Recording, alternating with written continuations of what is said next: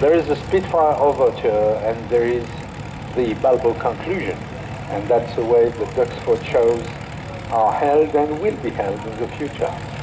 Transports bring us back. After the war comes the peace. In fact, if you go to war, it's because you're seeking peace, because you're desperately seeking peace.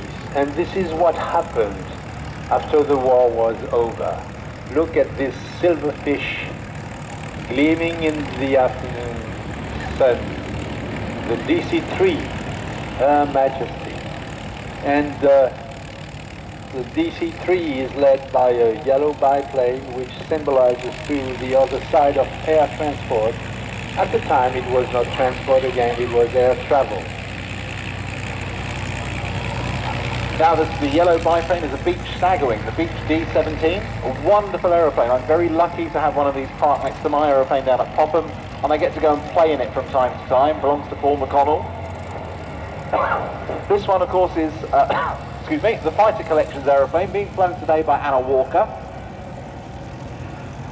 The Beech Stagwing was really the Learjet of its time. It was the personal transport of the oil company executives and the big media moguls and anyone that had money.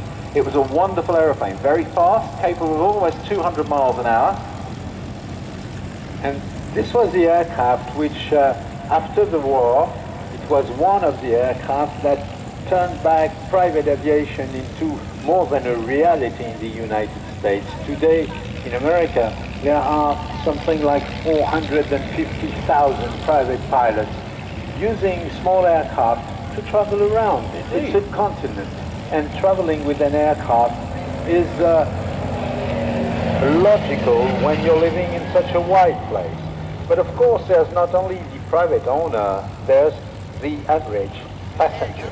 And after the war, there were, for instance, thousands of DC-3s being lined up in places like Tucson, Arizona, and other dry places in the desert where you could store aircraft and have them protected from corrosion by the dryness of the air and the temperature. And so after the war, the United States kept every type of aircraft which was capable of being useful in peacetime. They kept them aligned there, stored the paperwork, and waited for the world to come and buy.